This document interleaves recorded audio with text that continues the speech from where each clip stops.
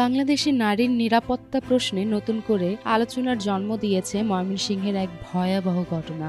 গত ২১ অক্টোবরের রাত ময়মনসিংহ শহরের একটি মর্গে পোস্টমর্টমের জন্য রাখা এক তরুণীর মৃতদেহ ধর্ষণের শিকার হয়েছে বলে অভিযোগ উঠেছে। স্থানীয় সূত্রে জানা যায়, মর্গে দায়িত্বে থাকা কর্মচারী টম আবু সাইদ মৃত অবস্থায় থাকা ওই মেয়েটিকে ধর্ষণ করেন। পরদিন সকালে ময়নাতদন্তে অংশ নেয়া চিকিৎসক লাশে যৌন নিপীড়নের চিহ্ন দেখে বিষয়টি বুঝতে পারেন এবং তাৎক্ষণিকভাবে কোতোয়ালি মডেল থানাকে অবহিত করেন। পরবর্তীতে পুলিশ দ্রুত অভিযান চালিয়ে অভিযুক্ত ডম আবু সাইদকে গ্রেফতার করেন।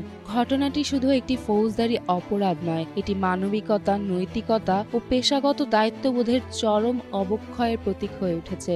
জীবিত নারীরা প্রতিদিন নানা রকম সহিংসতার শিকার হচ্ছেন, কিন্তু এবার মৃত্যুর পরেও একজন নারী নিরাপদ থাকলেন না। এ দৃশ্য যেন সমাজের বিবেককে প্রশ্নবিদ্ধ করছে।